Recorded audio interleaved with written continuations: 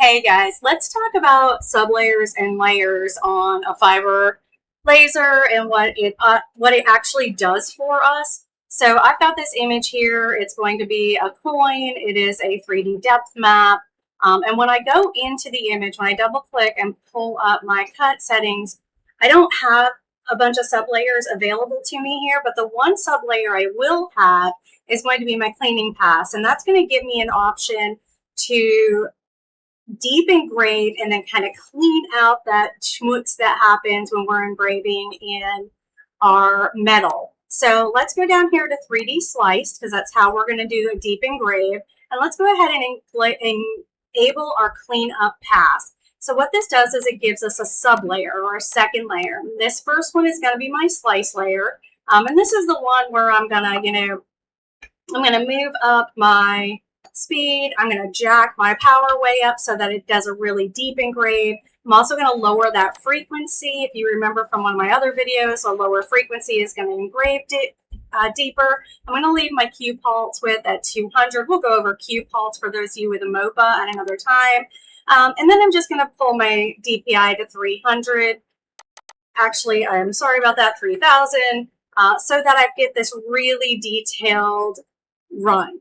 Now, what I want to do next is I want to set up my cleanup. So after every 10 passes, some people use 20, some people use 25, some people do it at 50. I do it about every 10. I'm going to clean my whole image so that it actually goes over the full width and height of my coin.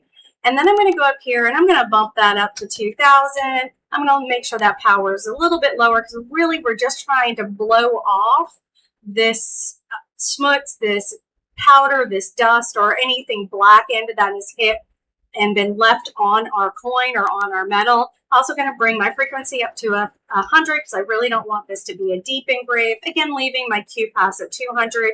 I'm running a 60 watt MOPA fiber laser, by the way. Your setup, your settings may actually vary, but we want to make sure that we at least have a 3D slice and a cleanup slice. So if I'm running this and I'm going to do, let's say 200 passes, every 10 passes now, it is going to run a cleanup pass. And you can also do a crosshatch cleanup where you change the angle to 45 degrees by 45 degrees after each clean pass. And that way it gets a different side of it every time, and you can really make sure you get into those small details. So again, when we're talking about layers and sublayers, if we're talking about doing a 3D depth map, we want to use that sublayer for a cleanup pass. That toggle is here. We want to run it faster, lower speed, higher frequency, so it doesn't dig in.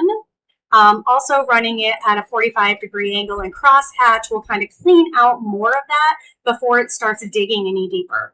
Hope this helps someone today.